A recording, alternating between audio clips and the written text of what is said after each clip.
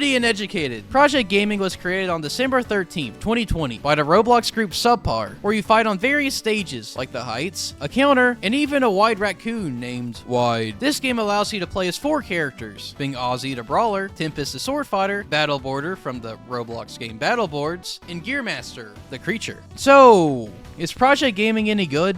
Yeah, it's alright. On the surface, this game is incredibly well made. Each character feels unique and all play differently, with fun animations and creative movesets to boot. Each character also has fun cosmetics and weird charm things, which still do nothing. The game is quick enough that combos are easy to pull off, but it's still slow enough where it isn't overwhelming to new players, so it's fun for everyone. And if you want to get better at this game and want to show to 4 people who play these games that you're the best, this game has a training mode, which allows you to change your character and stage, show hitboxes, and use save states, which can be good for more complicated things that I can't understand. But with all of that said, this game has a lot of issues. The main one is the hitboxes. When you look at them in training mode, they look normal, but when fighting against other players, some of these moves can be as big as the entire state of Texas. Everything either hits from a mile away or can't hit someone who's right in front of you, which makes this game incredibly inconsistent. Because of that, this game can feel more like mash buttons and hope your moves hit simulator than Smash Bros on Roblox. Another issue is how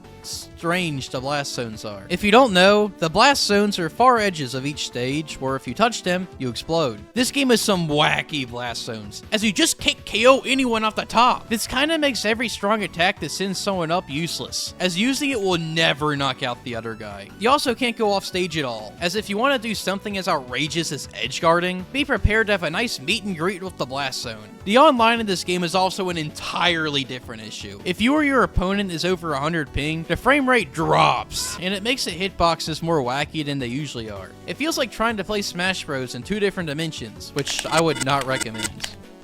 Still better than Smash's online though. This game also has a few bugs, like how mobile players sometimes have to play like their knees are broken, as sometimes they just can't move. And the biggest issue of all is that this game has no players. If you want to play this game at all, you either have to wait until there are a few players in this game, which doesn't happen much, or have friends willing to play this game. Honestly, in its current state, Project Gaming is borderline unplayable, unless you or your opponent have a strong internet connection. As if you don't, this game will consist of flying everywhere and pressing buttons until you hit someone from a mile away to win. But if you do have good internet and are able to find a few friends to play this with, this game is still fun, but it has been totally outclassed by another game on this list, which is